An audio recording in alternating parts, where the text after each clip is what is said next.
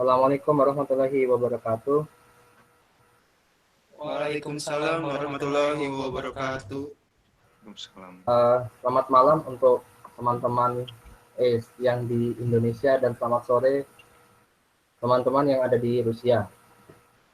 Kali ini saya Ahmad Tiawan, perwakilan dari Pernira, akan memimpin jalannya diskusi kita kali ini dengan tema teknologi perkeretaapian, tantangan, peluang, dan strategi bagi Indonesia, yang akan menyampaikan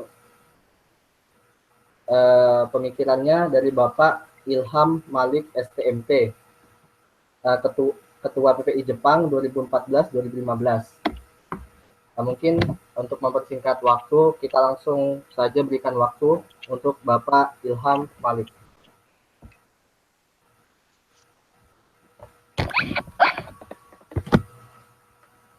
Ya, halo, Assalamualaikum. Waalaikumsalam. Waalaikumsalam warahmatullahi wabarakatuh. Saya langsung bicara atau ada proses wawancara? Langsung aja Pak, diberikan. Baik. Oke. Terima kasih ya teman-teman yang ada di Rusia, dan juga selamat malam buat para pendengar yang mendengarkan acara ini atau melihat acara ini. Diskusi kita pada malam hari ini sebenarnya sangat menarik ya, karena membahas soal perkeretaapian, dan kita tahu juga bahwa Indonesia kan sedang giat-giatnya juga mengupayakan membangun sistem transportasi yang berbasiskan pada kereta api, dan sifat skalanya juga cukup besar ya, karena bukan hanya tidak lagi kita hanya bicara soal perkeretaapian yang ada di Jakarta ataupun di Jawa, tetapi juga memang pemerintah sudah punya rencana untuk mengembangkan perkeretaapian di Sumatera, Kalimantan, Sulawesi, dan bahkan di Irian Jaya. Jadi ini membahas tentang perkeretaapian ini menjadi sangat menarik karena menjadi sebuah isu yang cukup besar ya di kalangan transporter yang ada di Indonesia, dan bahkan banyak negara-negara lain yang berupaya untuk mensupport pemerintah Indonesia untuk mengembangkan perkeretaapian. Dan sistem kereta api yang akan dikembangkan tidak lagi hanya soal kereta api penumpang, karena selama bertahun-tahun kita banyak disibukkan dengan kereta api di Jakarta ya, KRD. Kemudian ternyata sekarang juga sudah membahas ke kereta api angkutan barang, dan saya kira isu kereta api di Kalimantan menjadi sebuah isu yang menarik karena berkaitan dengan perangkutan sumber daya alam kita, yaitu batu bara.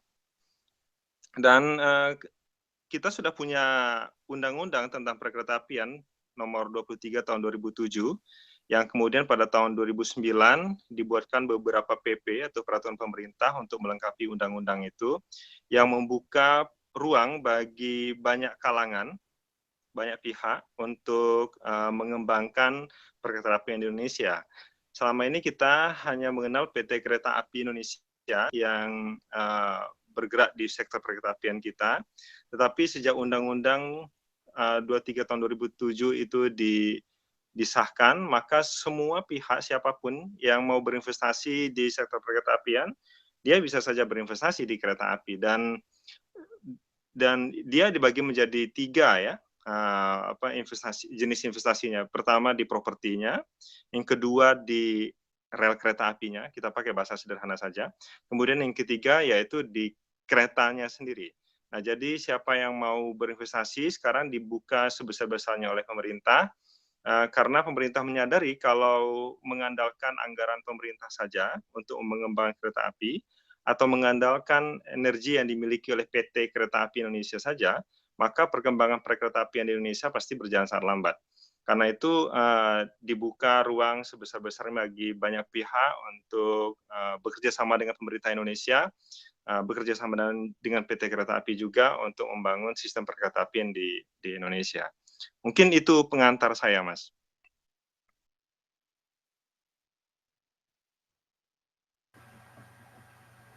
Baik, terima kasih Pak.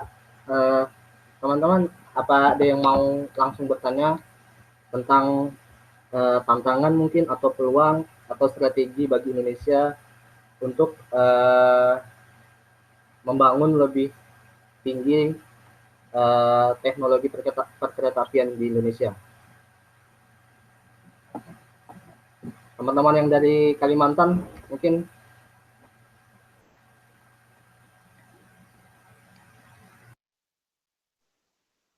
Oke, mungkin sebagai tambahan juga, kita di Indonesia juga ya, ada dua isu yang terkait dengan kereta api, isu investasi yang cukup menarik untuk didiskusikan oleh banyak kalangan ya. Yang pertama yaitu soal kereta api cepat yang akan dibangun di Pulau Jawa dan juga kereta api barang yang akan dibangun di Kalimantan. Mungkin sebagian besar teman-teman yang mendengarkan acara ini banyak terlibat ya atau paling tidak berkecimpung di perkeretaapian yang terutama di Kalimantan. Selain rencana pembangunan perkeretaapian di Kalimantan dilakukan oleh negara lain ya, di Jawa juga cukup santer berkembang soal kereta api angkutan barang yang menggunakan teknologi yang cukup maju ya, yaitu kereta api cepat yang akan dibangun dari Jakarta menuju Bandung yang menjadi investasinya negara Cina. Kemudian yang kedua adalah pembangunan kereta api cepat dari Jakarta menuju Surabaya yang mungkin nanti akan diinvestasikan oleh pihak oleh pihak Jepang. Jadi setidaknya sekarang ada 3 negara yang cukup concern untuk membangun kereta api di Indonesia. Yang pertama yaitu Cina, yang kedua adalah Jepang, dan yang ketiga adalah Rusia. Dan Rusia konsentrasinya di kereta api barang, sementara Jepang dan Cina itu cenderung ke kereta api high speed rapid ya. Jadi HST yang yang cenderung menggunakan teknologi kekinian. Tentu antara kereta api penumpang dan kereta api barang punya teknologi yang sesuai dengan kebutuhan masing-masing ya.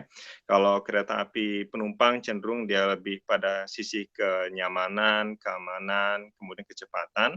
Sementara kalau kereta api barang seperti yang akan dikembangkan di Kalimantan itu cenderung dia bersifat berskala besar ya.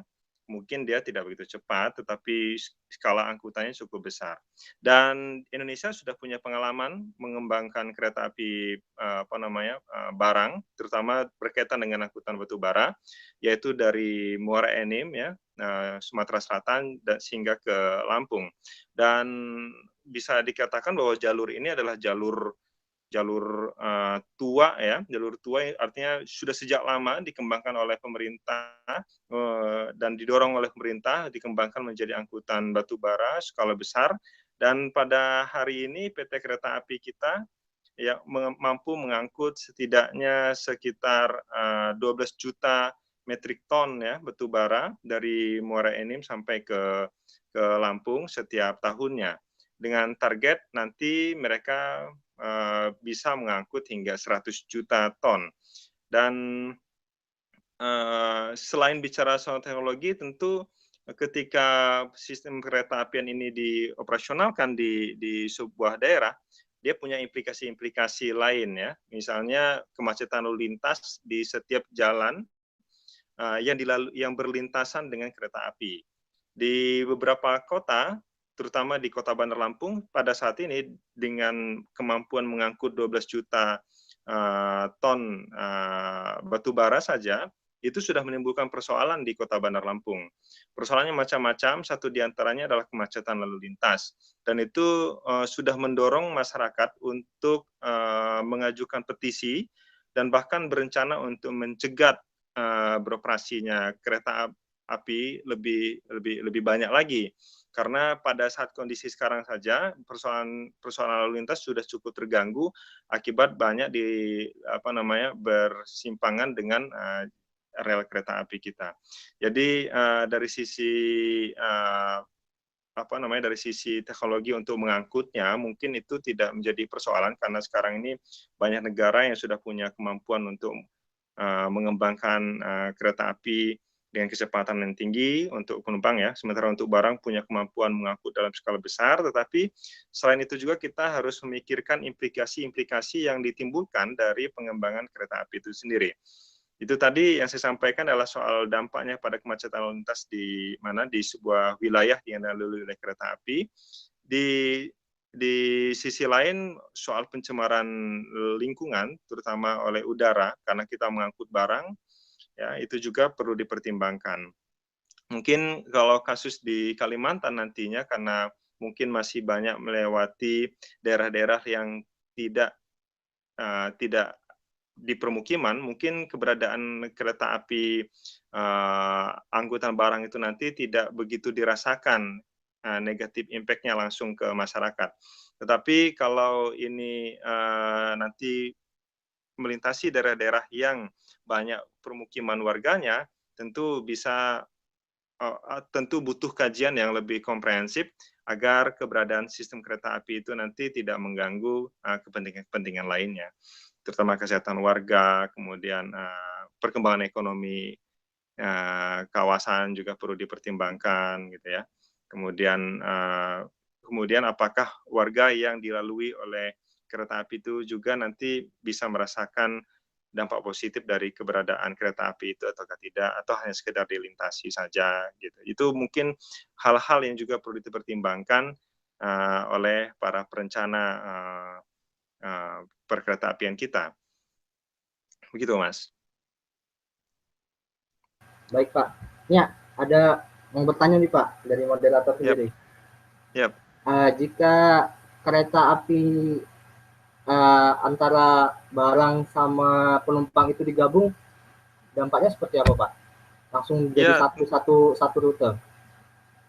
Di satu rute tentu kalau kita lihat di beberapa kasus ya, mungkin gini ya, kalau kita lihat kasus di Indonesia itu bisa menjadi persoalan ya, karena memang fasilitas antara jalur untuk kereta api barang dan juga penumpang itu masih campur ya. Kemudian yang kedua lagi kalau di Indonesia ada kecenderungan lebih berpihak pada angkutan barang ketimbang angkutan penumpang, sehingga hal-hal semacam itu yang seharusnya perlu diatur supaya kedua kepentingan ini, yaitu pihak yang berkepentingan dengan angkutan barang itu merasa nyaman dengan manajemen yang ada, manajemen perangkutan yang ada, dan penumpang juga merasa tidak terganggu oleh perjalanannya tidak terganggu oleh keberadaan kereta api barang. Kalau kita lihat di Jepang bercampurnya jalur kereta api barang dengan penumpang itu sama sekali tidak ada masalah ya, karena mereka cukup detail dalam membuat manajemen waktu untuk perangkutan barang dan juga perangkutan penumpang, sehingga semua itu bisa berjalan dengan sangat tertib. Nah, kalau di Indonesia kita perlu, saya kira, menerapkan hal semacam itu sehingga angkutan barang dan juga angkutan penumpang meskipun mereka berada jalur yang sama bisa berjalan tertib, tentu semuanya akan berjalan baik-baik saja. Nah, yang jadi tantangan kita ini adalah bagaimana caranya kita memastikan kalau kita nanti mengembangkan kereta api, barang dan juga penumpang yang berada di jalur yang sama, itu dia bisa tertib waktu ya. Jadi timetable-nya itu cukup jelas. Sehingga kapan kereta api barang lewat, kapan kereta api penumpang lewat, itu harus punya waktu-waktu yang pas dan tepat waktu. Sehingga masyarakat juga merasa nyaman karena mereka sudah tahu kapan saja mereka bisa naik kereta api penumpang dan kapan tibanya sudah cukup jelas, kemudian tidak merasa akan diganggu oleh apapun gitu. Begitu juga dengan pelaku di usaha angkutan barang, dia tahu kapan barangnya akan dikirim dan kapan tiba karena jelas sudah waktunya. Tidak tidak terganggu oleh nanti akan terlambat karena banyak kereta api penumpang gitu, atau sebaliknya penumpang juga merasa bahwa ini nanti pasti perjalanan akan terlambat tiba karena terganggu oleh keberadaan kereta api barang. Jadi dicampur dalam kondisi satu jalur begitu, itu tidak ada masalah. Kemudian yang kedua mungkin bisa seperti yang dilakukan oleh Pelni ya. Jadi ada satu kereta, kalau itu kapal, kalau Pelni kan kapal ya. Kalau di kita misalnya kereta api barang, tapi juga ada kereta api penumpang di situ.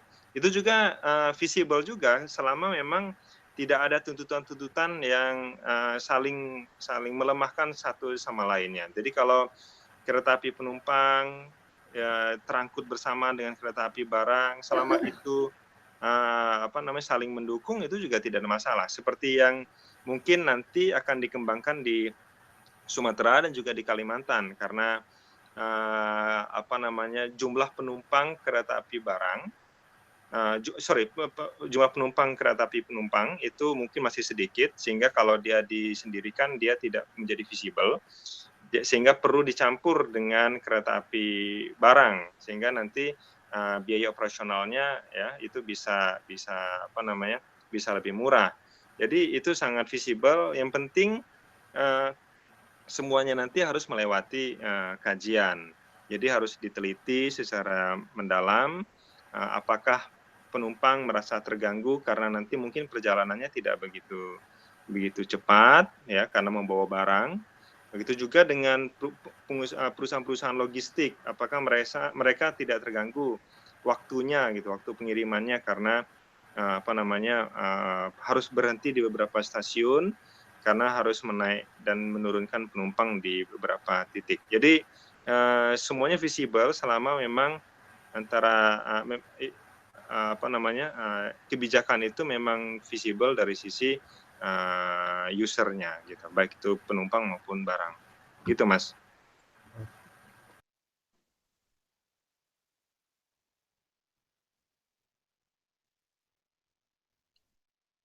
Suaranya hilang?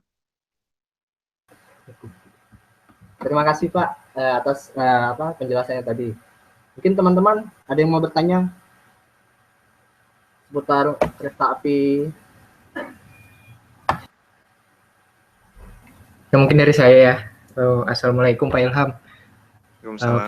Perkenalkan, nama saya Robi dari Kota Rostock, dan saya di sini mahasiswa semester 3 di spesialis lokomotif engineering. Di sini saya mau nanyakan Pak, kan saya sendiri lahir dan besar di Samarinda, yang dimana di situ nggak ada sistem transportasi kereta api. Dan saat saya pulang tahun lalu ke Indonesia waktu liburan, masyarakat itu umumnya meragukan, masyarakat Samarinda sendiri ya umumnya, mereka menanyakan buat apa sih kereta api di sini khususnya buat penumpang, karena Samarinda sendiri sudah termasuk rawan kemacetan dan juga transportasi umumnya juga masih belum beres, bisa dibilang seperti itu. Nah, jadi bagaimana mengubah pola pikir masyarakat tersebut yang memang sebelumnya belum pernah sama sekali merasakan keuntungan atau dampak positifnya dari kereta api dibanding dengan sistem transportasi lainnya gitu. Terus saya juga mau nanya, apakah para investor yang sudah masuk ke Indonesia itu juga berminat juga untuk mengembangkan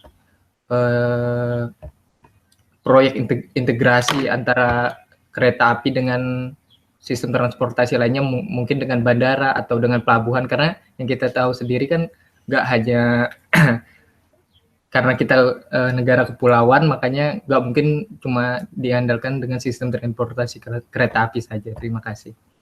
Iya, baik Mas Robi. Jadi pertanyaan yang kedua tadi ya, untuk membangun sistem transportasi yang terintegrasi antara kereta api, kemudian nanti mungkin jenis transportasi lain seperti bandar udara ya, kemudian atau penerbangan, kemudian juga mungkin pelabuhan dan juga mungkin transportasi darat seperti bus.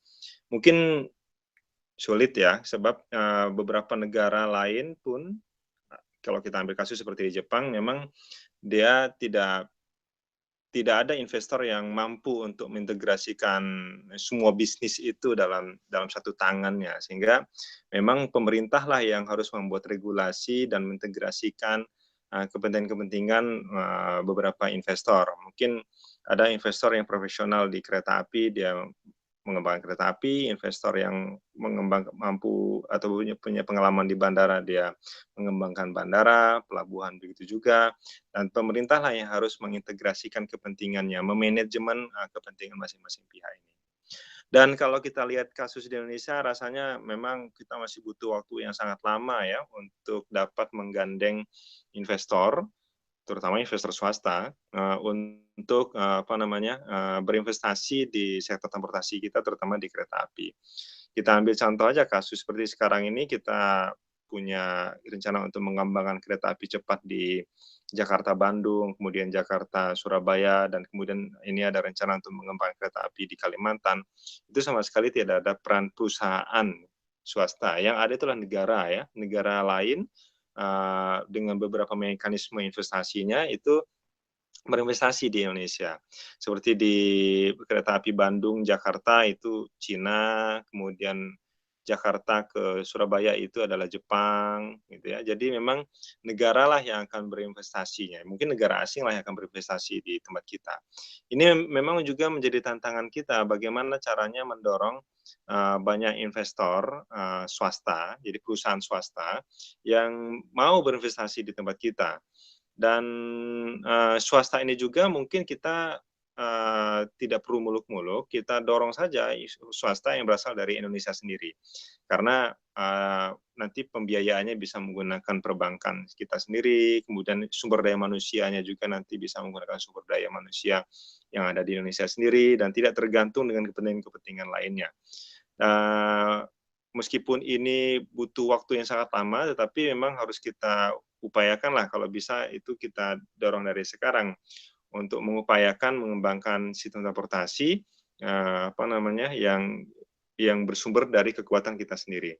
Karena di negara-negara lain juga seperti di Rusia, kemudian di Jepang, kemudian di Prancis, di Amerika sendiri tidak ada investor dari negara lain ya, atau perusahaan dari negara lain yang berinvestasi di sektor transportasi kereta api ini.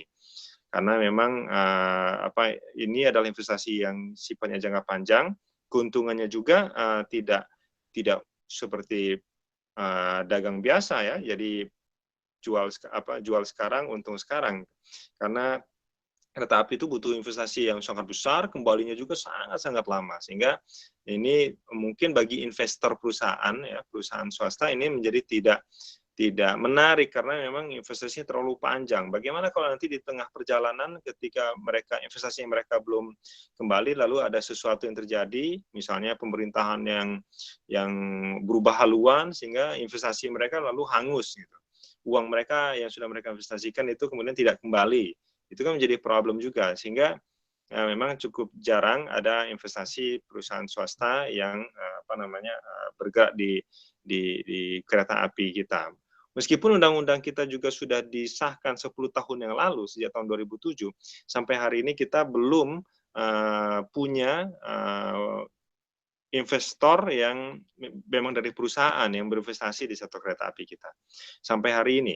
Bahkan kereta api penumpang di Jakarta yang sudah jelas ya, kalau misalnya investor menyediakan gerbongnya sekian banyak dan seterusnya, itu pasti untung.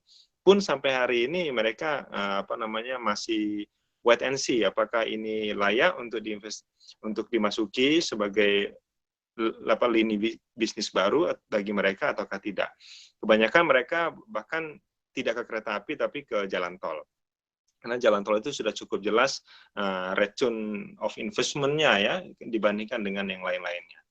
Dan Indonesia memang juga sedang mendorong pengembangan jalan tol di mana-mana, sehingga mereka akan lebih memilih jalan tol ketimbang ke kereta api. Itu jawaban yang kedua tadi. Kemudian soal yang pertama tadi soal kegagapan masyarakat ya menyambut keberadaan kereta api. Tentu ini sebuah hal yang wajar ya, karena memang kan ini hal yang baru. Segala sesuatu yang baru kalau tidak diedukasi dengan baik, pasti dia akan menimbulkan sakwasangka, keterkejutan budaya di masyarakat sendiri. Jadi kalau disinilah peran-peran semua pihak yang mensupport pengembangan perkereta apian di suatu wilayah untuk memberikan edukasi kepada masyarakat tentang perlunya punya kereta api. Negatif impact-nya itu juga harus disampaikan kepada masyarakat sehingga masyarakat juga tidak kaget dengan dampak-dampak negatifnya, dan pemerintah juga perlu diberitahu dampak-dampak negatifnya supaya mereka membuat regulasi atau membuat langkah-langkah untuk mencegah dan atau juga meminimalisir dampak negatif dari keberadaan kereta api itu sendiri. Dan mungkin di Samarinda kalau yang kami dengar di Kalimantan ini kan cenderungnya memang ke angkutan barang ya, Mas Robi ya. Ada kecenderungan ke sana, terutama yang kita dengar ini adalah soal perangkutan kereta api yang mengangkut batu bara. Kalau di Sumatera itu kita sebut dia babaranjang ya, batu bara rangkaian panjang. Itu satu kereta api melintas itu bisa 60 gerbong. Jadi kalau nanti di Kalimantan mungkin dengan kapasitas yang lebih besar, karena juga ada lebih dari 60 gerbong, mungkin lebih dari 60 gerbong nanti. Bisa saja mungkin 90 atau bahkan mungkin 110 gerbong. Itu tergantung dari kekuatan lokonya. Tetapi teknologi itu sudah ada dan bisa saja diterapkan itu nanti di Kalimantan, karena kalau kasus di Sumatera, di Palembang dan juga dari Sumatera Selatan ke Lampung, persoalannya itu adalah pada topografinya yang naik turun ya, sehingga kemampuan lokonya juga menjadi terbatas. Yang kedua adalah dia banyak melintasi permukiman, sehingga kalau dia terlalu panjang ini pasti menimbulkan persoalan. 60 gerbong ini saja sudah menimbulkan persoalan. Mungkin nanti di Kalimantan bisa saja lebih daripada 60 gerbong itu, karena teknologinya ada dan itu bisa didesain sejak awal. Kalau di kalau di Sumatera kan lebar jalan relnya kan sudah dari sononya itu memang tidak begitu lebar ya. Kalau di Kalimantan nanti bisa saja nanti dia relnya dibangun memang rel lebar sehingga punya kemampuan angkut yang lebih besar dibandingkan dengan yang ada di Sumatera. Jadi masyarakat tentu harus diedukasi soal itu. Dan masyarakat biasanya itu cenderung tidak akan protes jika dia merasa adil ya, diberi keadilan juga. Jadi kalau misalnya kereta api banyak melintasi di kota mereka atau di wilayah mereka, tetapi mereka juga ternyata nggak bisa naik kereta apinya, jarang bisa naik kereta apinya karena tidak ada fasilitas untuk kereta api penumpang dan lain sebagainya. Tentu masyarakat menjadi protes. Inilah yang sekarang terjadi di Sumatera. Sekarang ini di Bandar Lampung kereta api luar biasa tinggi frekuensi melintasnya, tetapi kereta api penumpang sangat sedikit, dan warga kota juga tidak merasa mereka sebagai pengguna kereta api penumpang di situ. Tentu protes itu akan muncul. Saya kira hal ini juga yang akan muncul di daerah manapun, termasuk di Kalimantan nantinya, kalau masyarakat merasa mereka tidak menggunakannya, tidak diprioritaskan, ya, tidak didorong untuk menggunakannya, mereka bukan sebagai user, tentu mereka akan merasa antipati dengan keberadaan kereta api itu. Jadi nanti memang perlu ada penelaahan supaya tidak ada kesan bahwa keberadaan kereta api di suatu tempat itu lebih cenderung ke perangkutan sumber daya alam. Jadi natural resource kita kan sudah sangat terbatas nih. Jangan lupa batu bara kita di dunia ini kan sebenarnya tidak begitu besar dibandingkan dengan batu bara. Jadi batu bara di Indonesia itu tidak begitu besar kapasitasnya dibandingkan dengan batu bara yang ada di negara-negara lain. Kita tidak lebih daripada 2%. Tetapi kita menjadi salah satu produsen batu bara terbesar yang ada di dunia. Jadi bayangkan kereta api yang dikembangkan di beberapa tempat yang termasuk nanti yang di Kalimantan itu kan lebih cenderung mengutamakan ke perangkutan batu baranya. Nah, kalau ini yang terjadi dengan mengabaikan perangkutan penumpangnya dan masyarakat juga tidak didorong untuk menggunakan angkutan kereta api, pasti nanti akan muncul resistensi di masyarakat. Gitu, Mas Robi. Oke, cukup jelas, Pak. Makasih.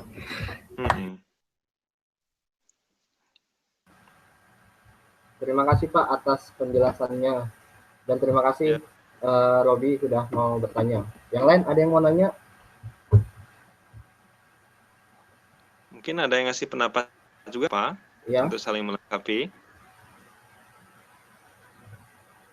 masih malu-malu ini Pak. Ya, nggak apa-apa. Tapi memang apa namanya, kalau kita belajar kereta api, selain bicara soal teknologinya, kita juga mungkin perlu mengkaji soal sistem pengembangan sistem perkereta-apiannya itu sendiri ya, karena kan kereta api itu sebenarnya di negara-negara maju itu sudah sejak lama mereka mengembangkan kereta api karena daya angkutnya yang massal, kemudian mempengaruhi sistem tata ruang dengan sangat tertib ya. Karena kan rel kereta api itu kan tidak berpindah-pindah, sehingga dia sangat bisa membantu mengarahkan perkembangan kota gitu. Nah, kemudian yang ketiga, biayanya bisa ditekan karena biaya transportasi yang dikeluarkan oleh masyarakat bisa ditekan karena semuanya bisa terangkut bersamaan dalam jumlah yang sangat besar. Nah, kalau di Indonesia kan kita belum punya sebuah kota yang mengembangkan sistem kereta apiannya dengan sangat baik. Jakarta saja yang sudah berpuluh-puluh tahun memiliki kereta api kota, baru sekitar 8 tahun terakhir ini mencoba untuk menata perkereta-apiannya. Itu pun dia hanya menata di manajemennya. Tetapi soal pengembangan perkereta-apian penumpangnya sendiri dia belum mampu. Kita lihat saja ini sudah berkali-kali ini ada rencana untuk mengembangkan LRT ya, Light Rapid Transit, kemudian juga mengembangkan monorail ya. Itu sudah bertahun-tahun ini mangkrak terus nih. Dan ini sudah 2 kali. Dulu di periode pertama dulu ya, beberapa waktu yang lalu mangkrak karena keterbatasan anggaran. Kemudian sekarang ini didorong lagi oleh Presiden kita, Jokowi, dan akhirnya mangkrak lagi ini. Jadi Adikarya juga tidak mampu untuk meneruskannya karena komitmen pemerintah untuk mensupport pembiayaan pembangunannya melalui Adikarya ternyata, atau Adikarya atau Wijaya Karya itu kemudian ternyata ditunda karena anggaran pemerintah sekarang lagi cukup ngos-ngosan. Jadi kita perlu mengkaji banyak hal sehingga kereta api yang kita punya itu bisa betul-betul reliable beroperasi di tempat kita, di negara kita, karena memang bersentuhan langsung dengan kepentingan masyarakat. Di kota-kota di tempat kita sekarang ini kan banyak masyarakat menggunakan sepeda motor ya kan. Karena sejak awal pemerintahnya ternyata tidak mendorong pengembangan perkereta-apian. Padahal kota yang maju dimanapun adalah sebuah kota yang punya sistem perkereta-apian yang baik, sistem transportasi yang baik yang mengandalkan kereta api sebagai alat angkut utamanya. Baik itu dia MRT, kemudian ataukah nanti dia LRT gitu ya. Dia apakah nanti dia berupa subway, ataukah dia kereta api permukaan, atau elevated train gitu ya, yang di atas itu kota-kota yang maju pasti memiliki sistem transportasi yang mengandalkan kereta api sebagai alat angkut warganya. Karena sifatnya massal ya, bisa ngangkut banyak orang sehingga kemacetan lalu lintas itu bisa dicegah. Itu Mas. Oke Pak. Berarti kita bergantung sama pemerintah ini masih mau melanjutkan, mau nggak mau kita kalau melihat kenyataan yang ada di Indonesia dan juga di negara-negara lain, pengembangan kereta api itu tidak lepas dari campur tangan pemerintahnya, baik itu pemerintah pusat maupun pemerintah daerah. Jadi tanpa ada campur tangan pemerintah, rasanya cukup sulit untuk memiliki sistem perkereta-apian yang baik. Nah, makanya di Indonesia negara lainlah yang diundang oleh negara Indonesia gitu ya. Jadi pemerintahan dari negara lainlah yang diundang oleh pemerintah Indonesia untuk berinvestasi atau untuk membantu Indonesia mengembangkan kereta apinya. Makanya kita kalau teman-teman di Kalimantan akrab dengan Rusia yang akan berinvestasi di kereta api, kalau teman-teman di Jawa, di Pulau Jawa akrab dengan Cina dan juga Jepang, gitu. Kalau di Sumatera belum kedengaran, yang kedengaran itu baru yang dari Lampung menuju ke Palembang yang akan lagi-lagi diinvestasikan oleh Cina. Tetapi orientasinya tetap sama seperti Rusia di Kalimantan, yaitu untuk mengangkut batu bara. Kalau di Sumatera, Cina juga berencana untuk mengangkut batu bara dari Muara Enim ke Lampung, kemudian nanti dibawa ke negara mereka. Jadi negara lain itu berinvestasi di kereta api bukan karena memang ada pasarnya di situ, tetapi memang mereka ada tujuan lainnya. Jadi transportasi kereta api itu mereka kembangkan untuk menyokong investasi yang lain. Seperti Rusia di Kalimantan ini terkait dengan investasi mereka di pertambangan, ya. Kemudian yang Cina di Sumatera juga begitu. Mereka mendorong pengembangan kereta apian di Sumatera itu karena untuk mengangkut batu bara yang ada di Muara Enim. Dan kalau di Jawa sendiri kereta api cepat antara Jepang dan Cina ini sebenarnya lebih cenderung pada ego masing-masing, ya, untuk menunjukkan kemampuan teknologi mereka, kemudian untuk menunjukkan bahwa mereka punya bargaining position yang kuat dengan Indonesia, gitu. Sehingga sampai hari ini juga belum sama-sama dibangun, ya. Mereka lebih cenderung menunjukkan egonya dulu. Tetapi ini menandakan juga bahwa pasar pengguna kereta api kita juga masih belum terbentuk. Karena itu pemerintahlah yang harus membuat regulasi supaya masyarakat bisa butuh kereta api dan meninggalkan penggunaan mobil pribadi dan juga sepeda motor. Nah, sayangnya pemerintah Indonesia sekarang ini masih ada ambigunya, apakah mengembangkan kereta api itu untuk penumpang ataukah barang, dan juga apakah mereka mengembangkan kereta api atau mengembangkan transportasi berbasiskan bus, gitu, BRT. Makanya dulu sejak tahun 2004 pemerintah Indonesia di bawah pemerintahan SBY itu cukup intens mengembangkan BRT di banyak kota, ya. Ada 15 kota yang mengembangkan BRT. Dan sayangnya sampai hari ini tidak termanajemen dengan baik karena memang kita Indonesia masih punya kelemahan dari sisi manajemen. Gitu, Mas. Oke, Bapak. Ini ada sedikit pertanyaan, Pak, dari teman-teman.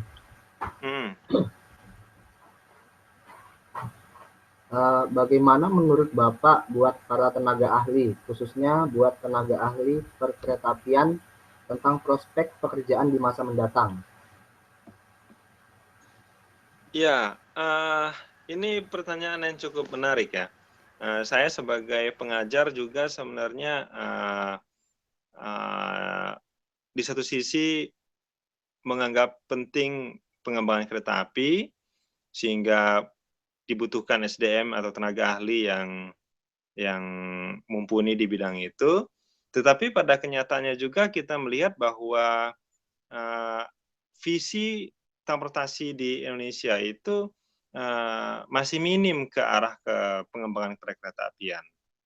Paling yang bisa dikembangkan di Indonesia itu adalah soal sistem transportasi secara umum yang kemudian menyinggung soal pengembangan perkeretaapiannya itu sendiri. Tetapi apakah pemerintah Indonesia sudah mengarahkan pengembangan teknologinya, kemudian pengembangan ke hal-hal detail teknis lainnya? Saya rasa belum, ya, karena paling ya kita hanya mengandalkan PT Kereta Api, kemudian kita mengandalkan General Electric, ya, untuk PT JE, ya. untuk membantu Indonesia menyiapkan lokonya gitu. Kemudian kita mengandalkan PT apa? Saya lupa. Inka ya, PT Inka untuk menyiapkan gerbong-gerbongnya gitu. Paling ya sampai di level itu dulu di tempat kita. Kalau lebih dari itu mungkin tenaga ahli yang dibutuhkan oleh Indonesia itu bukan tenaga ahli di permesinannya gitu, bukan tenaga ahli di teknologi yang ini ya, yang rigid begitu ya. Karena memang arah kebijakan di Indonesia belum mengarah ke sana. Jadi paling kuasai saja teknologi, kemampuan perencanaan sistem transportasinya yang harus kita perkuat itu. Belum mengarah ke tenaga ahli desain teknologinya dan sebagainya gitu. Tetapi memang Indonesia tetap butuh ahli-ahli semacam itu. Hanya saja kita belum tahu apakah berapa sebenarnya kapasitas yang dibutuhkan Indonesia. Apakah 100 orang, apakah 200 tenaga ahli, ataukah 300 tenaga ahli di bidang itu, dan mereka itu akan dipekerjakan di mana gitu. Karena sampai hari ini juga di beberapa universitas banyak dosen-dosen yang ahli di kereta api, ternyata mereka lebih banyak terlibat di rehab-rehab jalur kereta api gitu,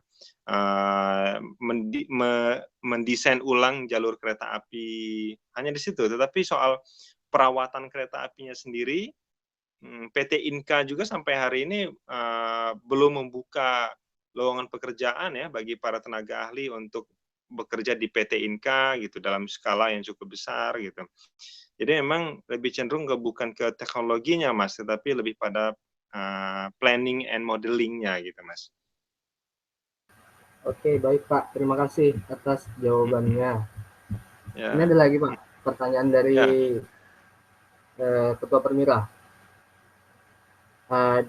Apa saja parameter penting yang perlu diperhatikan sebelum membangun MRT atau monorail di sebuah kota di Indonesia? Contoh kasus di Sulawesi, Jayapura, dan Maluku. Apakah ada keuntungan atau ketertarikan yang membuat kereta api perlu dibangun di sana? Misalnya tambang di Papua atau mobilitas masyarakat di Sulawesi. Iya. Kalau kasus di Papua pasti dia cenderung ke tambang ya.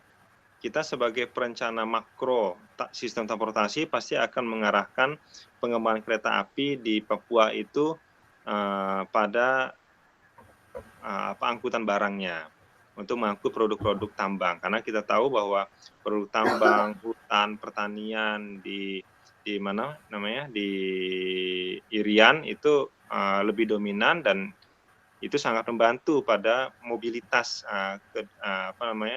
komoditas itu. Adapun penumpang itu lebih pada pelengkapnya saja, dan jumlah pengguna kereta api kan pasti sangat sedikit kalau seperti di Irian Jaya. Kalau di Sulawesi sebenarnya juga demikian ya. Saya sebutlah saja, jangankan di Sulawesi, Kalimantan, Sumatera pun sebenarnya belum begitu prospektif untuk mengembangkan kereta api penumpang ya. Jawa saja sampai hari ini yang memiliki 150 juta penduduk, itu kereta apinya juga tidak berkembang cukup signifikan. Jadi bahwa kemudian semua pulau butuh kereta api itu benar, tetapi kapan butuhnya, kapan ada penggunanya, kapan ada ada permintaan terhadap sistem kereta api itu yang makro planner di bidang transportasi itu akan mengatakan ya belum sekarang gitu munculnya demand-nya itu gitu. Jadi kalau ditanya apa parameter kalau kita ingin mengembangkan MRT misalnya, ini MRT dalam artian kereta api ya, kereta api penumpang gitu ya.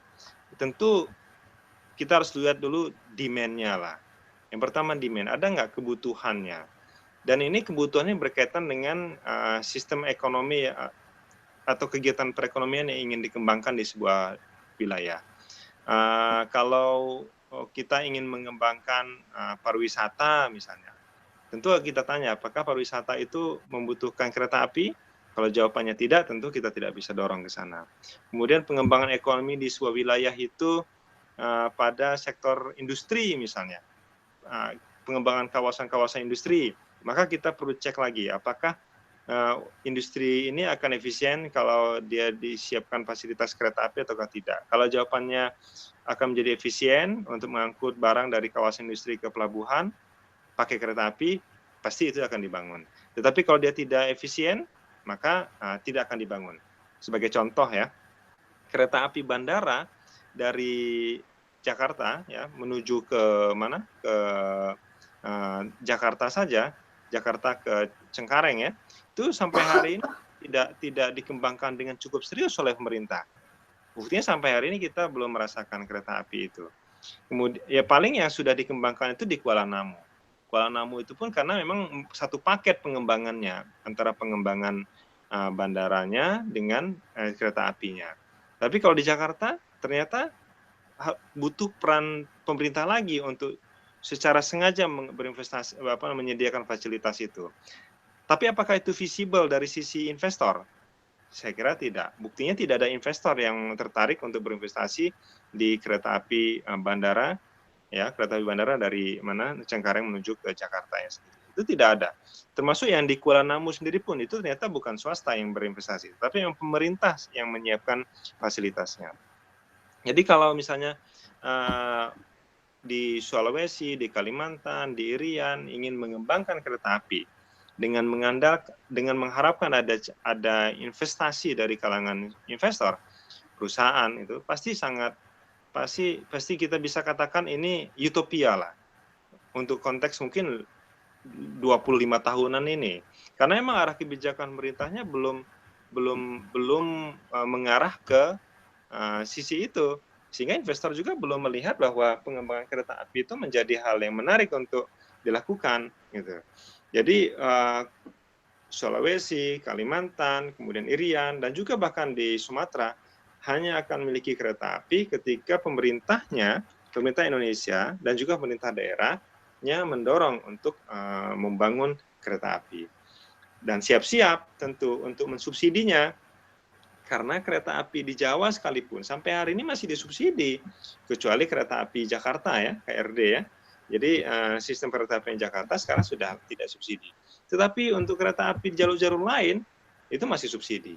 Bayangkan kalau misalnya sebuah pulau seperti Jawa dengan 150 juta penduduk saja, penumpang kereta apinya ternyata tidak begitu banyak dan bahkan juga tetap butuh subsidi. Kebayang sama kita kalau misalnya ada kereta api di Sumatera, Kalimantan, Sulawesi, Irian untuk penumpangnya. Untuk kereta api penumpangnya pasti subsidinya besar sekali karena ini terkait dengan biaya operasional yang cukup tinggi yang tidak mungkin ditutupi oleh oleh bisnis approach-nya gitu. Nah, jadi parameternya tentu pada demand-nya itu sendiri. Jadi ada nggak demand? Kalau yang lain-lainnya misalnya political will dan seterusnya, itu mengikut lah. Nah, kalau political will yang bermain pasti ujung-ujungnya pada subsidi.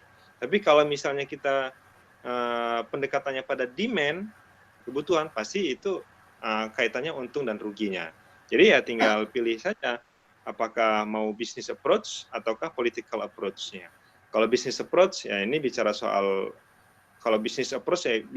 untung rugi, tapi kalau political approach ya pasti kita bicara soal subsidi dan non subsidi. Ya kita harus maklum juga sampai hari ini pemerintah Indonesia kewalahan ya terkait dengan subsidi.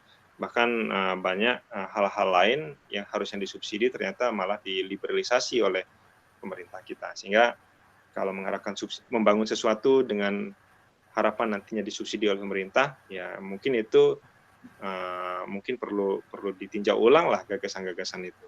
Gitu. Baik Pak, ini kemudian ada lagi pertanyaan dari teman-teman Kalimantan. Ya. Membahas tentang MRT. Apakah menurut Bapak MRT dapat berfungsi dengan baik di kota-kota Indonesia yang jumlah penduduknya tidak begitu padat seperti di Kalimantan? Kalau MRT ini dibayangkan seperti kereta api apa namanya? Kalau kan gini, Mass Rapid Transit itu kan macam-macam bentuknya. Kalau misalnya kita ngebayangin kereta api MRT itu, Mass Rapid Transit itu seperti ya kereta api biasa yang dari Jakarta ke Surabaya atau Jakarta. Kalau kita di Jawa ya, kita dari Jakarta ke Bandung, kemudian ke Yogyakarta, ke Semarang, lalu kemudian ke Surabaya gitu. Kereta api biasa gitu ya. Pun kereta api biasa seperti itu pun mungkin di Kalimantan dan Sulawesi bisa kita katakan sebenarnya tidak visible gitu. Karena itu tadi saya katakan bahwa penumpangnya memang ada memang, tetapi jumlahnya yang mungkin tidak begitu banyak. Padahal kereta api itu butuh pemasukan yang besar karena dengan pemasukan yang besar dia bisa menutupi biaya operasionalnya yang tinggi. Sebenarnya bukan operasional hariannya sih Mas, tetapi ini terkait dengan investasinya ya. Kita membuka lahan, membangun relnya, menyiapkan lokonya, membangun stasiunnya, dan seterusnya. Itu dari awal sampai dia bisa jalan kereta api itu kan butuh investasi yang sangat besar. Dan itu bisa ditutupi dengan melalui biaya operasional hariannya gitu. Bisa nggak kita dapat keuntungan dari menarik karcis dari para penumpang dan seterusnya. Nah karena itu pemerintah melalui Undang-Undang Nomor 23 tahun 2007 itu sudah membagi-bagi bagi yang mau investasi di stasiun itu silahkan, bagi yang mau berinvestasi di sistem persinyalan dan kereta apinya itu silahkan, bagi yang mau berinvestasi di lokonya itu silahkan. Itu sejak tahun 2007 pemerintah sudah mendorong peran serta banyak pihak, swasta dalam artian perusahaan maupun dari negara lain untuk berinvestasi di sektor perkereta-apian. Sayangnya setelah 10 tahun undang-undang itu disahkan, sampai hari ini tidak ada yang berani berinvestasi, baik itu swasta maupun negara lain. Kita sebut saja ya, seperti Cina yang berencana untuk membangun kereta api cepat dari Jakarta Bandung, pun dia tetap menuntut ada jaminan dari pemerintah Indonesia. Kalau misalnya nanti ada sesuatu yang terjadi atau ada sesuatu yang di luar dari perhitungan yang disepakati bersama, harus ada jaminan dari pemerintah Indonesia-nya. Jadi bagi investor pengembangan kereta api itu tidak mudah. Meskipun dari sisi ekonomi itu sangat bagus bagi pemerintah. Jadi bagi pemerintah kalau ada kereta api itu bagus sekali bagi ekonominya. Tetapi bagi perusahaan yang tidak bicara soal ekonomi tetapi soal soal finansialnya itu ya cash flow-nya itu belum tentu menarik. Karena itu ini harus dipertemukan antara mindset-nya pemerintah yang melihatnya dari sisi economic impact, dampak-dampak ekonominya ya, dengan kepentingan investor yang melihatnya dari sisi finansialnya, untung ruginya bagi perusahaan itu sendiri. Ini harus dipertemukan ini. Dan undang-undang itu sudah meramunya, tetapi tetap saja belum ada investor yang tertarik untuk berinvestasi kereta api di Indonesia gitu. Ini sebuah tantangan yang perlu dievaluasi, apakah ada hambatan di sisi kebijakan ataukah ada hambatan dari sisi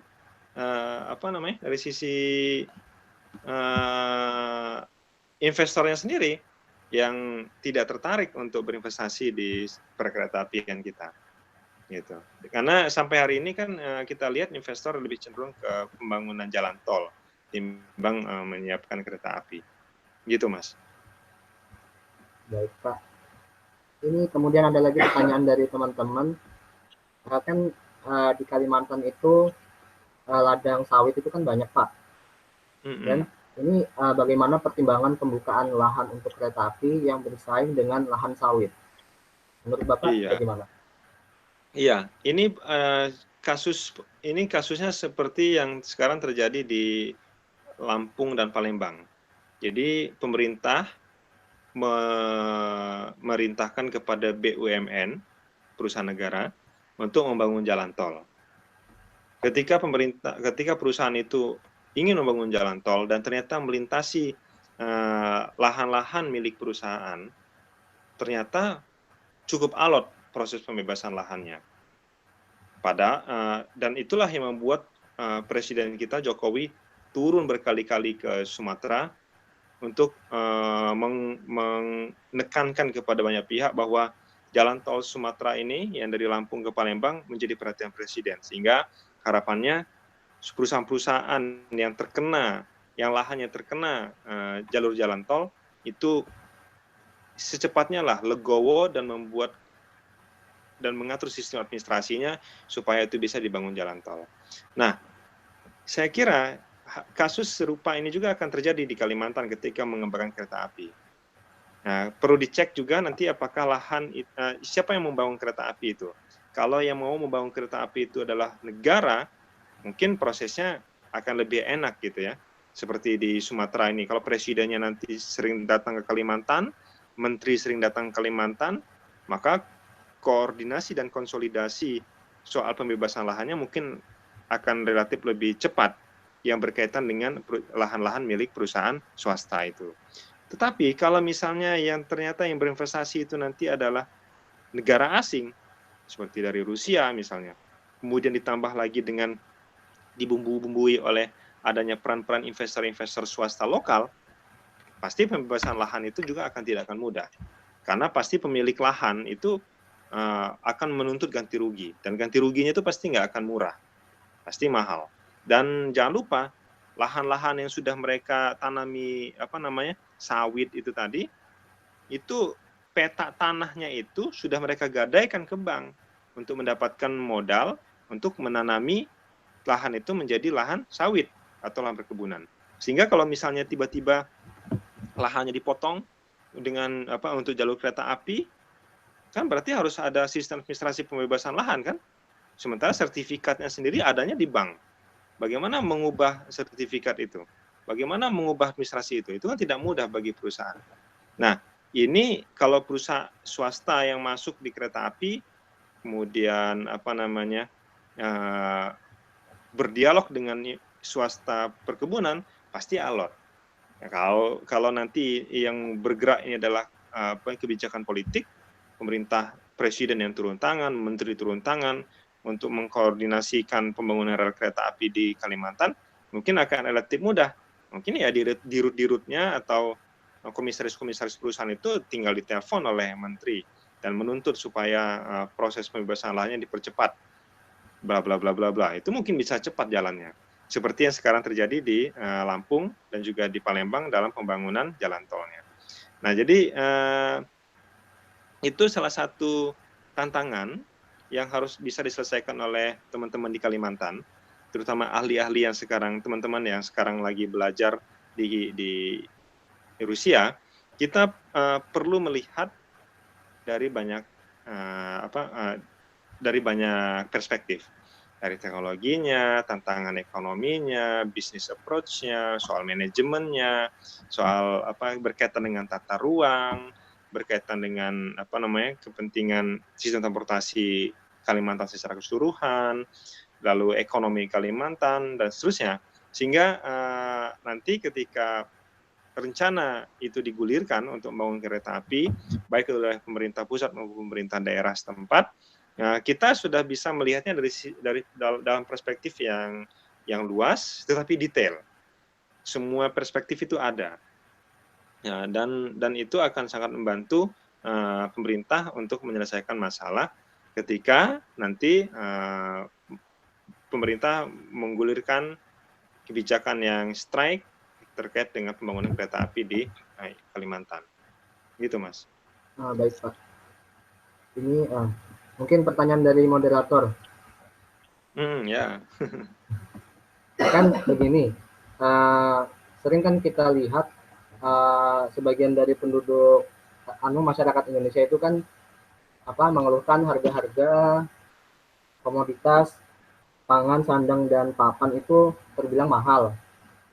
Karena mungkin salah satu faktornya yaitu transportasi yang sulit atau misalkan hambatan cuaca. Ketika cuaca buruk kan berarti pesawat nggak bisa beroperasi ke sana, khususnya ke daerah-daerah pedalaman. Yang ketika ada misalkan semen di harga di kota A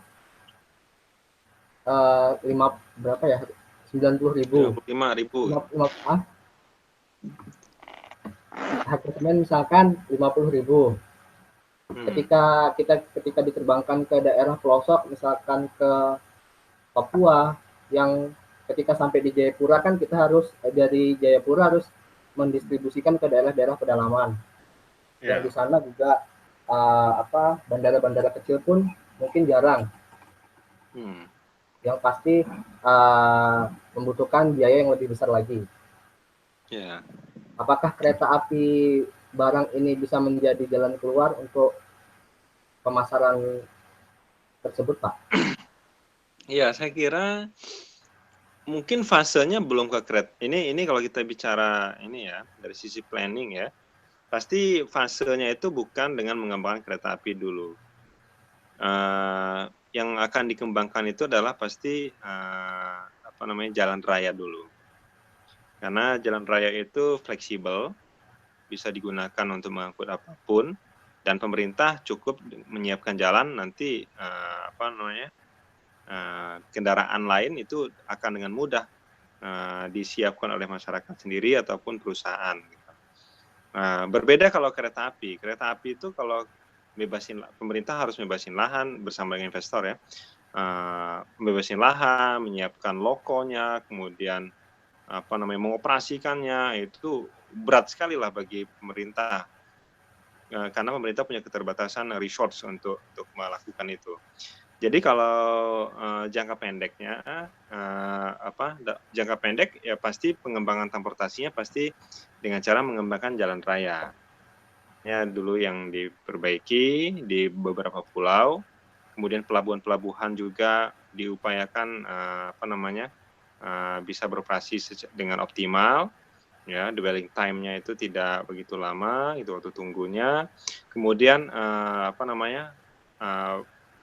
perangkutan oleh kapalnya sendiri itu diupayakan juga supaya efektif. Makanya Pelni tidak lagi angkut barang sendiri, penumpang sendiri, tidak begitu lagi. Sekarang PT Pelni kalau bawa barang ke Kalimantan, Sulawesi, kemudian daerah Timor gitu, kemudian Ambon dan juga Irian Jaya, itu dia satu paket gitu. Satu kapal itu bisa angkutan barang, peti kemas bahkan, dan juga penumpang. Jadi satu paket. Dengan begitu itu mengefisiensikan biayanya.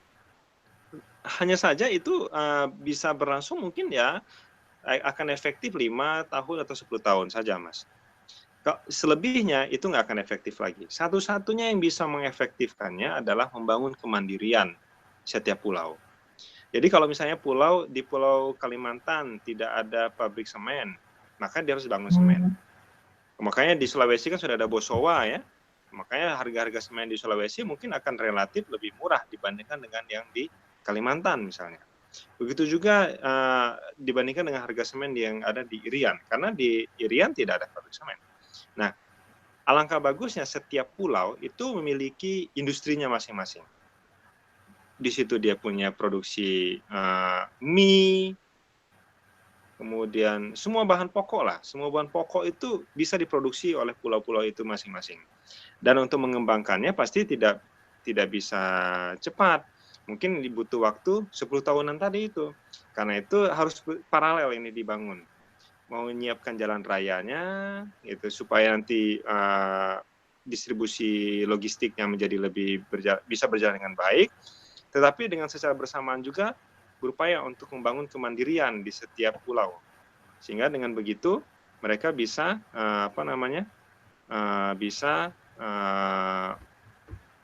tidak bergantung dengan pulau-pulau lain yang memproduksi barang-barang tertentu. Selama ketergantungan itu masih ada dengan pulau-pulau lain, pasti ada konsekuensi biaya yang berbeda. Seperti yang dilakukan oleh presiden kita sekarang dengan kebijakan satu harga, mungkin itu tidak akan berlangsung lama. Meskipun sekarang sudah berjalan ya. Bisa jadi nanti ketika Presiden Jokowi selesai, kebijakan itu tidak mungkin bisa lagi dilanjutkan karena biaya subsidinya pasti besar sekali terkait dengan harga BBM dan juga harga bahan-bahan bangunan serta bahan-bahan pokok lainnya. Yang sekarang ini biaya operasional, biaya transportasinya disubsidi oleh pemerintah pusat. Mungkin dalam jangka pendek, mungkin selama Presiden Jokowi menjadi presiden itu bisa berjalan. Karena ini menjadi kebijakan politik. Tetapi di berikutnya pasti dia mungkin nanti akan dipertimbangkan ulang oleh pemerintah di periode yang akan datang. Apakah kebijakan subsidi itu patut untuk dilanjutkan ataukah tidak. Dan biasanya kebijakan politik semacam itu sifatnya jangka pendek. Nggak bisa kita terus-menerus menjalankan pembangunan ekonomi dari sisi kepentingan politik atau pendekatan-pendekatan politik. Pasti nanti pendekatan-pendekatannya harus dari sisi bisnisnya. Nah, jadi kalau misalnya dari sisi bisnisnya nanti sudah benar, pasti dia akan berjalan dengan ajak. Dan inilah yang menjadi tantangan teman-teman di Kalimantan, para generasi mudanya, bagaimana caranya mengembangkan kemandirian di setiap pulau. Kalimantan mandiri dalam berbagai hal. Semua produksi ada di Kalimantan, sehingga semua kebutuhan warga Kalimantan bisa dipenuhi oleh Kalimantan itu sendiri. Dan ini berkaitan dengan berkaitan dengan pembangunan infrastrukturnya, pembangunan industrinya, pembangunan sumber daya manusianya, sehingga harga-harga itu menjadi relatif murah dan kompetitif. Ya, kalau sekarang ini nggak mungkin kompetitif dengan pulau-pulau yang lain. Uang produksinya ada di Sumatera dan juga di Jawa, dan juga mungkin di Sulawesi. Sehingga Kalimantan banyak mengimpor. Nah, impor inilah yang harus diminimalisir oleh Kalimantan. Dan kalau dijawab api mungkin terlalu berlebihan ya, untuk meminimalisir atau untuk menekan harga barang. Satu diantaranya adalah kita harus memperhatikan pada supply chain manajemennya. Supply chain management ini yang harus kita cek dari di mana bahan itu berada, diproduksi di mana, diangkut dengan apa, pasarnya di mana. Nah, ini kalau kita mempelajari supply chain management, maka nanti akan ketahuan apakah ini dijawab dengan membangun, kalau infrastrukturnya ya, transportasinya, apakah dijawab dengan membangun kereta api, dijawab dengan membangun jalan raya, atau dijawab dengan cukup memperbaiki jalan yang ada, misalnya. Ini yang nanti perlu dikaji, tergantung dari kondisi yang ada di masing-masing daerah. Begitu, Mas. Ya, baik, Pak. Terima kasih atas jawabannya. Ini kemudian ada lagi pertanyaan dari teman-teman. Seberapa efisienkah pembangunan perkereta apian dan tol melihat kondisi geografis Indonesia yang merupakan negara kepulauan dan juga dari segi biaya pembangunan perkereta apian dan tol itu sendiri?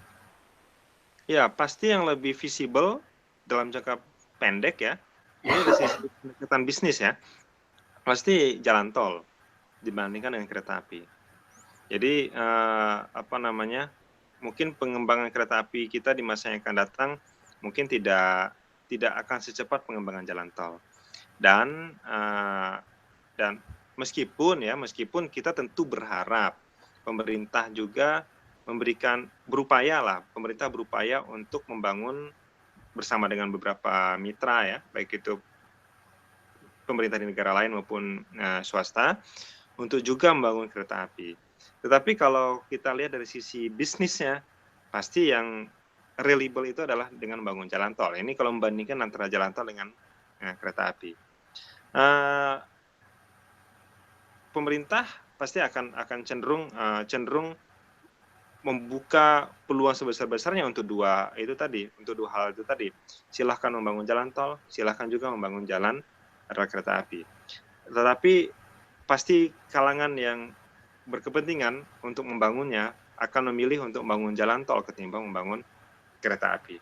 kereta api pasti tetap akan menjadi domain pemerintah dengan berbagai cara untuk bisa dibangun. Bahkan Cina yang punya uang yang sangat banyak pun yang membangun kereta apinya ya pemerintahnya, bukan swastanya. Jadi kalau di Indonesia yang duitnya nggak banyak, ya pasti berharap investor mau berinvestasi, tetapi itu tidak mungkin terjadi. Pasti yang terjadi adalah tetap juga mengandalkan uang pemerintah Indonesia atau hutang dari negara lain untuk mengembangkan kereta api. Kalau jalan tol, banyak peminatnya. Banyak perusahaan-perusahaan swasta yang sudah berminat membangun jalan tol. Meskipun mereka akan konsentrasi di pembangunan jalan tol yang ada di Jawa. Kalau yang di Sumatera masih belum ya. Lebih-lebih lagi di Kalimantan, Sulawesi, Irian, saya kira swasta belum tentu sanggup ya untuk membangunnya gitu. Gitu Mas. Baik Pak. Baik, ada lagi nih dari saudara Muhammad yang ingin bertanya. Ya. Ya, Assalamualaikum warahmatullahi wabarakatuh. Waalaikumsalam. Perkenalkan, nama saya Muammar. Saya mahasiswa semester 2 dari Universitas di Saint Petersburg, Rusia. Saya ingin bertanya seputar pembangunan kereta api di Kalimantan, Pak. Ya. Seperti yang kita ketahui, di Kalimantan memiliki tanah gambut. Dan pasti pembangunan konstruksi agak sedikit besar untuk pembangunan jalur kereta apinya. Dan menurut informasi rencananya jalur kereta api bakal dibangun sedikit melayang dengan kedalaman pondasi panjang kira-kira 30 meter di bawah tanah. Karena memang struktur di bawah tanah Kalimantan memiliki potensi penurunan yang sangat besar ketika ada beban tinggi di atasnya. Terutama kereta api yang bakal dibangun kan lebih ke kereta barang daripada kereta penumpang. Iya, betul. Dan investasi dari investor dari Rusia sekitar 2,4 miliar USD atau sekitar 21,6 triliun. Nah, yang ingin saya tanyakan, kira-kira menurut Bapak, apakah timbal balik yang bakal diterima investor, Pak? Seperti yang Bapak bilang tadi, ini kan prospek jangka panjang. Ya, seperti itu. Kira-kira timbal balik apa saja yang bakal diterima investor? Dan menurut Bapak, apakah pembangunan di kereta api itu sudah benar-benar pas? Karena kita bisa bayangkan, jika kereta api sudah dibangun, sumber daya alam di Kalimantan akan lebih mudah dieksploitasi. Ibaratnya emas hitam itu udah tampak di depan mata, gitu. Dan ditakutkan akan ada dampak negatif terhadap lingkungan ke depannya. Dan di sisi lain untuk masyarakat, karena rencananya proyek ini dikhususkan untuk pembangunan kereta barang, hampir sedikit tidak terlihat dampak langsung untuk masyarakat. Seperti yang dikatakan Bapak perihal bisa saja kebijakan pemerintah selanjutnya berubah dan proyek ini bisa saja dihentikan, seperti itu. Yang ditakutkan ke depannya proyek ini berhenti di tengah jalan. Dan yang tidak kalah penting, saya ingin bertanya, jika proyek ini berhenti di tengah jalan, bagaimana masa depan engineer kereta api? Ya, kira-kira proyek ini berhenti di tengah jalan, kira-kira prospek kerja engineer kereta api di Indonesia itu seperti apa, Pak? Iya. Ya, mungkin itu aja, Pak. Terkait dengan prospek engineer kita, nanti kita perluas saja cakupan kerja kita, Mas. Kita jangan terjebak bahwa nanti kita akan bekerja di Indonesia, gitu. Kalau memang di Indonesia nanti belum mampu untuk menampung keahlian kita, ya tentu kita bisa bekerja dimanapun di dunia ini kan. Apalagi teman-teman sudah berada di Rusia, pasti nanti perbanyak saja kolega dan juga jaringan, sehingga kalau misalnya nanti Indonesia belum sanggup untuk menerima keilmuan yang kita miliki, ya kita bekerja dulu di tempat yang lain sampai negara kita itu nanti sanggup untuk menerima kita. Itu buat kita tenang gitu ya. Apalagi ini kita sudah bermain di level global, saya kira teman-teman kita juga pasti global, nggak lagi sesama teman-teman Kalimantan, sesama teman-teman Sulawesi gitu. Makanya kalau bisa ini usul lucu-lucuan nih. Kalau bisa kalian yang ada di teman-teman Kalimantan yang ada di Rusia itu jangan satu kos ya gitu. Cari dong campur sama teman-teman yang lain supaya tidak terjebak pada sesama teman-teman yang ada di Indonesia. Jadi tinggalnya itu dengan teman-teman dari negara-negara lain yang memang yang juga sedang belajar untuk menjadi expert di bidang perkeretaapian. Ini joke aja terkait dengan tempat tinggal supaya pergaulannya semakin luas. Kemudian yang ingin saya sampaikan lagi adalah soal saya sepakat dengan yang Mas sampaikan tadi. Bayangkan ada investasi yang cukup besar, mencapai 21 triliunan atau bahkan mungkin lebih dari itu. Kalau ada 21 triliun yang harus mereka investasikan, berarti kan feedback-nya harus lebih besar daripada itu. Berapa feedback-nya? Ya bisa saja 100 triliun. Jadi kalau misalnya bayangkan kita punya uang 100 triliun, keuntungan 100 triliun, diinvestasikan 21 triliun, itu mah visible lah dari sisi bisnis. Tetapi kalau misalnya investasinya 21 triliun, tapi feedback-nya cuma 40 triliun. Dan itu pun butuh waktu 20 tahun untuk bisa ngumpulin 40 triliun itu. Pasti investor akan mikir-mikir dulu. Karena banyak bisnis lain yang bisa mereka masuki. Dan itu menghasilkan keuntungan yang jauh lebih besar ketimbang mereka berinvestasi di kereta api yang ada di Kalimantan. Karena itu yang berinvestasi di Kalimantan itu ya mau tidak mau ya pasti negara ya, baik kita negara kita maupun negara lain yang berinvestasi mensupport perusahaan yang ada di situ. Dan pasti semua juga sudah tahu terkait dengan pengembangan kereta api di Kalimantan cenderung pada ini kan dimulai dari era Presiden SBY dulu ketika pengembangan kereta api di sana cenderung terlihat akan dilakukan oleh pihak Rusia, dan ini berkaitan dengan hasil tambang yaitu batu bara dan lain-lainnya, kan banyak tambangnya macam-macam. Dan mereka pasti berhitung apakah kalau mereka punya lahan tambang itu mereka bisa selain nambang mereka bisa apa saja lagi, sehingga nanti mereka bisa lihat apakah 21 triliun ini visible atau tidak bagi bisnis mereka. Kalau misalnya mereka bilang tidak visible, ya macet. Dan itulah yang terjadi sekarang kan. Sampai hari ini kan tidak ada pembangunan kereta api di Kalimantan ya kan ya. Yang ada itu di Sulawesi. Di Sulawesi itu pun yang membangunnya adalah pemerintah Indonesia melalui Kementerian Perhubungan. Kementerian Perhubungan membangun kereta api di Sulawesi. Dan sampai hari ini ya meskipun lambat progresnya tapi terus dilakukan. Nah, kalau di Kalimantan sepertinya belum ya. Belum ada pembangunan kereta api sama sekali kan. Karena kementerian belum masuk ke Kalimantan. Dan kalau Kementerian Perhubungan yang masuk, pasti ini berkaitan dengan angkutan penumpang. Kalau yang di Kalimantan sekarang ini Rusia kan cenderung ke angkutan barang. Jadi pasti saya mengingatkan tadi bahwa investasi kalau dia political approach yang diambil, ya ini pendekatan politik, pasti yang dilihat adalah soal subsidi dan non-subsidi. Tapi kalau kita melihatnya dari sisi business approach, pendekatan bisnisnya, pasti yang dilihat adalah untung atau ruginya.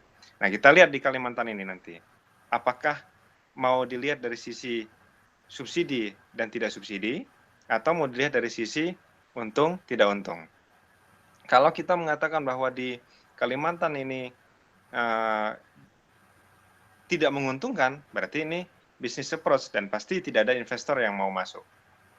Jadi kalau investor tidak mau masuk, ya mau tidak mau, kalau memang Kalimantan ini ingin punya kereta api, ya harus melibatkan pemerintah daerah dan juga pemerintah pusat untuk membangunnya. Karena kalau mengandalkan swasta, itu tidak mungkin. Dan pasti yang dibangun lebih dulu adalah kereta api penumpang, karena dan itu pasti kereta api kota juga yang menghubungkan satu kota dengan kota yang lain. Karena Kementerian Perhubungan itu bertugas di sisi itu. Nah, kalau terkait dengan negara lain yang mau investasi, ya kita tunggu saja. Dan mungkin kita yang di Rusia perlu komunikasi dengan apa namanya, dengan teman-teman yang ada di Rusia melalui kedutaan, bertanya apa yang menghambat mereka untuk merealisasikan rencana investasi mereka. Nah, kalau misalnya kita sudah tahu apa yang menghambat, itu yang kita bantu bagaimana caranya mengurai hambatan itu. Sehingga kereta api yang direncanakan diinvestasikan oleh Rusia itu bisa cepat realisasi. Sebab kalau kita mengandalkan pemerintah Indonesia, mengandalkan investor dari Indonesia, itu pasti butuh waktu yang sangat lama lah untuk punya uang sebanyak itu untuk berinvestasi di kereta api. Jadi perlu dikonfirmasi, mungkin nanti di sana perlu diadakan sebuah meeting ataukah seminar tentang pengembangan kereta api di Kalimantan, dan kita perlu mengundang pihak Rusia untuk mendapatkan penjelasan apa yang menghambat mereka sehingga sudah bertahun-tahun ini mereka tidak juga kunjung membangun kereta api sebagaimana yang dibayangkan beberapa tahun yang lalu. Gitu, Mas.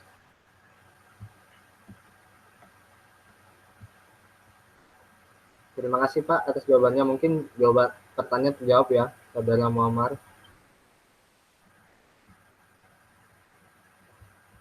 Mungkin teman-teman ada lagi yang mau bertanya atau memberikan pendapat? Ya, memberikan pendapat juga nggak apa-apa, gantian kita bicara. Mungkin dari saya ya, sejauh ini yang saya tangkap selama diskusi ini, bahwasannya kita ini punya tantangan yang luar biasa, berat.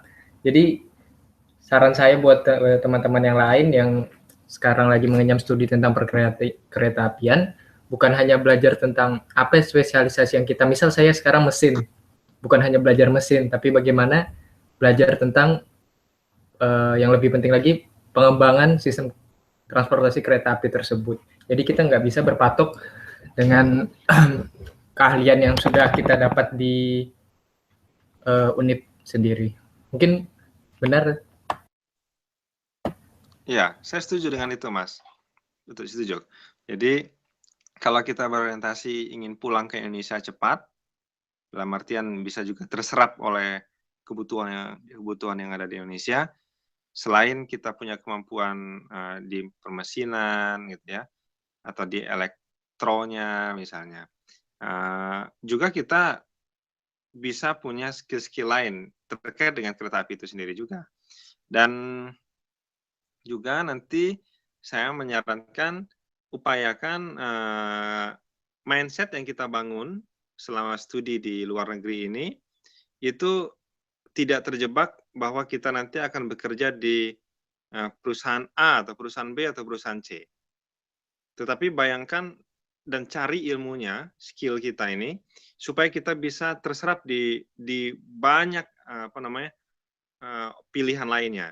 Kita bisa bekerja di perusahaan, kita bisa bekerja di perbankan untuk investasinya tadi ya.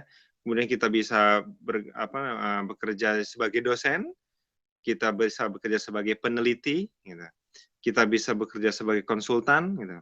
Gimana caranya kita menyiapkan diri kita supaya bisa masuk di banyak option itu tadi. Sebab kalau misalnya nanti kita membayangkan bahwa kita sedang belajar di universitas sekarang ini karena kita akan bekerja sebagai pegawai di PT KAI. Kan kita tahu bahwa PT KAI itu tidak membuka lowongan besar-besar dan tidak membuka lowongan percis sesuai dengan bidang yang kita geluti sekarang. Begitu juga dengan PT Inka. PT Inka juga begitu. Sekarang ini mereka punya pegawai yang pensiun berapa, atau kebutuhan pegawainya di tahun 2018, 19, 2020 itu berapa. Apakah bidangnya itu sesuai dengan bidang kita? Kan tentu kita perlu hitung-hitungan. Nah, karena itu kita tetap profesional di bidang kita, di bidang yang sekarang ini digeluti, tetapi juga mungkin perlu menambah kemampuan lainnya, sehingga nanti kita bisa terserap oleh lapangan pekerjaan yang ada di Indonesia.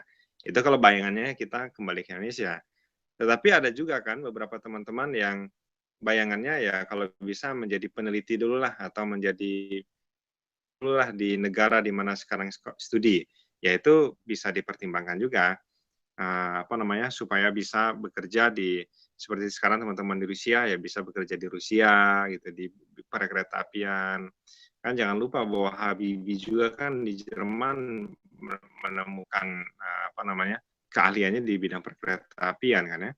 Jadi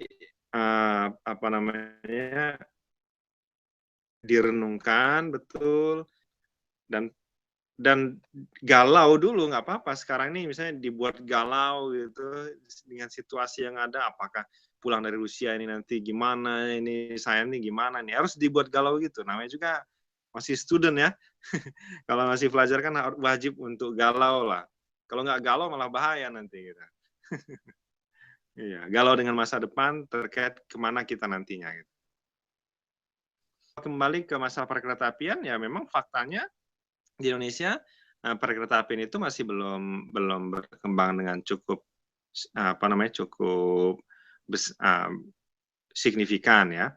Tetapi proyek-proyek perencanaan kereta api atau studi-studi kelayakan pengembangan kereta api itu banyak dilakukan oleh pemerintah-pemerintah daerah. Sehingga kalau misalnya kita ingin pulang ke Indonesia, ya yang cocok itu ya menjadi konsultan kereta api. Tetapi bukan konsultannya PT Kereta Api, bukan, konsultannya pemerintah daerah.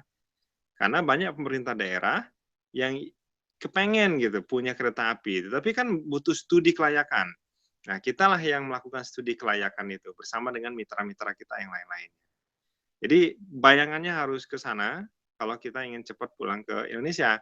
Karena yang pasar yang minta dalam jumlah besar itu yang seperti itu sekarang ini. Itu menurut bayangan saya sih begitu. Baik Pak, luas sekali perbincangan kita kali ini. Mungkin ada lagi teman-teman yang mau bertanya?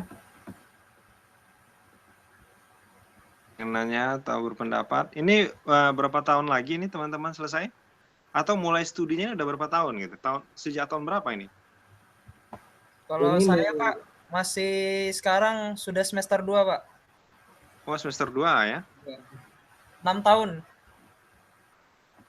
Oh, dibiayai untuk studi 6 tahun di Rusia? Iya Pak. Oh, kalau semester 2 berarti baru 1 tahun. Ya, ini udah 2 tahun Pak, setahunnya tuh belajar bahasa. Oh, setahun belajar bahasa. Ya. Ya bagus itu. Saya kira prospeknya cukup cerah kan. Kita kan nggak tahu kan apa yang akan terjadi 5 tahun yang akan datang ya kan. Bisa saja 5 tahun yang akan datang ada kebijakan yang kemudian sangat mendukung bidang kita.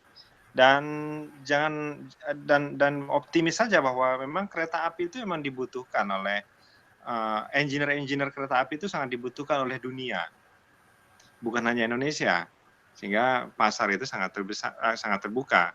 Cuman kalau bayangannya tadi seperti yang saya sampaikan, ngebayangin bahwa kita harus dan akan bekerja di Indonesia di PT Kereta Api, di PT Inka dan sebagainya, karena pasar pekerjaan kita itu harus mencakup seluruh dunia. Apalagi nanti kalau teman-teman punya kemampuan bahasa Rusia, bahasa Inggris, bahasa Cina, saya kira insya Allah nanti teman-teman bisa berkecimpung di dunia internasional lah, tidak lagi hanya di Kalimantan. Meskipun ada kewajiban untuk pulang ke Kalimantan ya, kalaupun harus pulang ke Kalimantan, ya mungkin terhitung 9 atau 10 tahun dari sekarang lah, baru pulang setelah punya pengalaman di beberapa negara atau di beberapa perusahaan. Sebab kalau nanti lulus dari perguruan tinggi, biasanya kan nanti ada magang tuh. Gunakanlah kesempatan magang itu untuk membuka koneksi. Kalau bisa ya setelah lulus bekerja dulu di situ selama beberapa tahun. Kemudian nanti baru kembali ke Indonesia ketika pemerintah Indonesia memanggil untuk berkontribusi di pembangunan di Indonesia. Gitu.